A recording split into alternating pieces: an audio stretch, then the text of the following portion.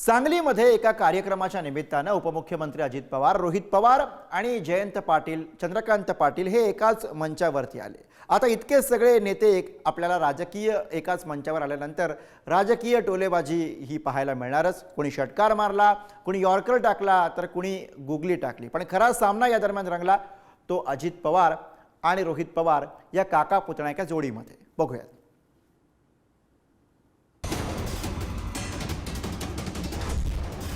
आता ते गावकीचा विचार करतात, पण भावकीला कुठेतरी विसरलेले आहेत। भावकीकडे लक्ष दिलं म्हणूनच तू आमदार झालास।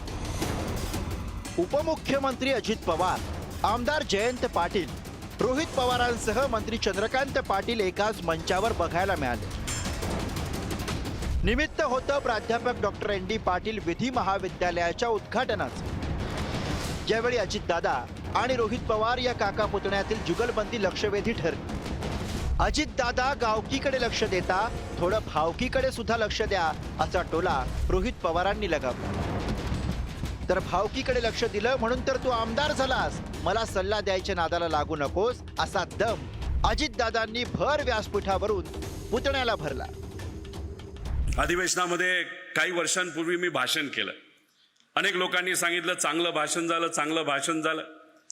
मग मला दादांचा फोन आला, अजित दादांचा फोन आला।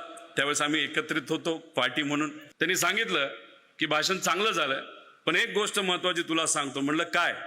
अरे भाषण देत असताना, अधिवेशनामध्ये बोलत असताना तुझ्यावर कॅमेरा असतो, जरा बटणं जरा वरपर्यंत लावत जा, म्हणजे एवढं बारकाईने लक्ष त्या काळामध्ये माझ्यावर होतं।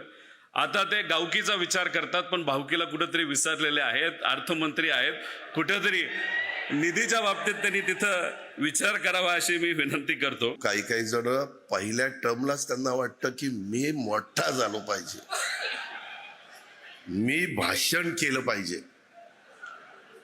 त्याच्यात आता मी आता माझ्या पक्षाचं काम करतोय, जयंतराव त्यांच्या पक्षाचं काम करतोय, पण माझ्या पक्षात कुणी काय करावं हे दुसरेच सल्ले द्यायला लागले।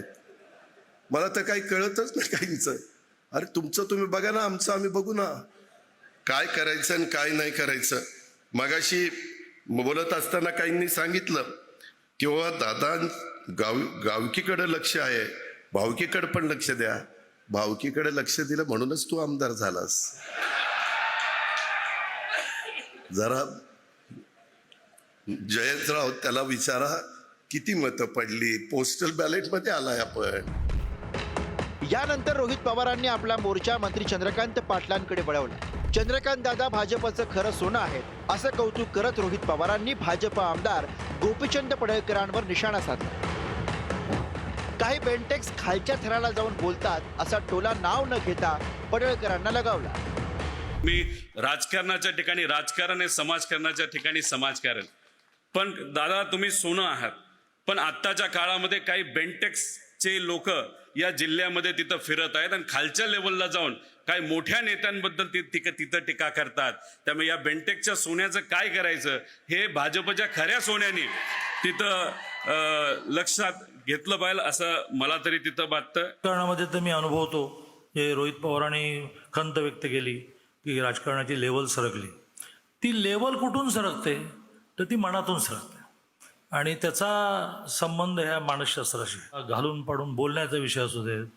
म्हणजे राजकारणामध्ये सध्या भाषणामध्ये एखादा प्राणी येतोच, याचा अर्थ काहीतरी गडबड झाली आहे। मग ती शिक्षणात झाली आहे, ती संस्कारात झालेली आहे, काहीतरी ती आध्यात्मिकता समाजातली कमी झाली आहे की ज्याच्यामध्ये आध्यात्मिकतेमध्ये माणसाला हे शिकवलं जातं की हे जास्त शहाणपणा करू नको, सगळ्यांना वरच जायचं। आमदार जयंत पाटलांनी सुद्धा अजित पवारांना टोमणा मारण्याची संधी सोडली नाही। वाळवा हा तालुका फितूर होणारा नाही, जे आहेत त्यांना घेऊन लढाई करणार असं जयंत पाटलांनी म्हटलं। मी दोन्ही दादांना सांगू इच्छितो की हा तालुका हा फार स्वाभिमानी लोकांचा तालुका आहे। या तालुक्याला फार मोठी स्वातंत्र्य सैनिकांची परंपरा आहे। लढाई करायची असेल तर ती करताना कधीही फंद फितुरी झाली तरी जे आहेत त्यांच्या बरोबर घेऊन लढायचं, हे ND पाटलांपासून सगळ्या स्वातंत्र्य सैनिकांनी आम्हाला शिकवलेलं आहे। हा प्रॉब्लेम आहे आणि हे आमचं वाळवे तालुक्याचं स्वाभिमानाचं केंद्र पण आहे. त्याच्यामुळं माझ्या कुणी माती लागू नका. तुम्ही तुमचं काम करा. मी तुम्हाला एक अक्षर बोलणार नाही. मी जयंतराव ज्यावेळेसपासून मी आमच्या महायुतीमध्ये आहे, मी कधी तुमच्या कुणावर टीका टापणी केली? काय कारण आहे? तुम्ही तुमच्या विचाराने चाललं, मी माझ्या विचाराने चाललोय. आणि शेवटी आपल्याला साध्य काय करायचंय? महाराष्ट्राचा सर्वांगीण विकास, शिवशाहू फुले आंबेडकरांची विचारधारा, ह्याच्यामध्ये आम्ही कुठं कॉम्प्रोमाइज करतच नाही. मंत्री चंद्रकांत पाटलांनी सुद्धा भाषणात जोरदार फटकेबाजी केली. आपण सोन्याचा चमचा घेऊन जन्माला आलो नाही असा चिमटा अप्रत्यक्षपणे अजित पवारांना काढला. तर आम्ही पण कष्ट केलेत, वरून पडलो नाही असं प्रत्युत्तर अजितदादांनी दिलं. मी एका गिरणी कामगाराचा मुलगा. माझे आई वडील दोघेही गिरणी कामगार. तुमच्यासारखं सोन्याचा चमचा घेऊन जन्माला आलो नाही बाबा आम्ही. माझ्या वडिलांना पहिला पगार महिन्याला 10 रुपये, रिटायरमेंटच्या वेळेला महिन्याला 1400 रुपये. आणि त्यामुळे मी अशी घोषणा करत नाही. वेळ पडली तर घरदार विकून सामाजिक काम करण्याची सवय लागली आहे, ते पण ती वेळ इथे येणार नाही. चंद्रकांत दादा पाटील, तुम्ही सांगितलं मी गिरणी कामगारांचा मुलगा, आम्ही एवढ्या घरात राहायचो. आम्ही देखील तिथं माझ्या माहितीप्रमाणे 2च खोल्या होत्या, 2.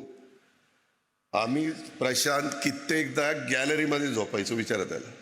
म्हणजे आम्ही पण फार काही वर्ण पडलेलो नाहीये.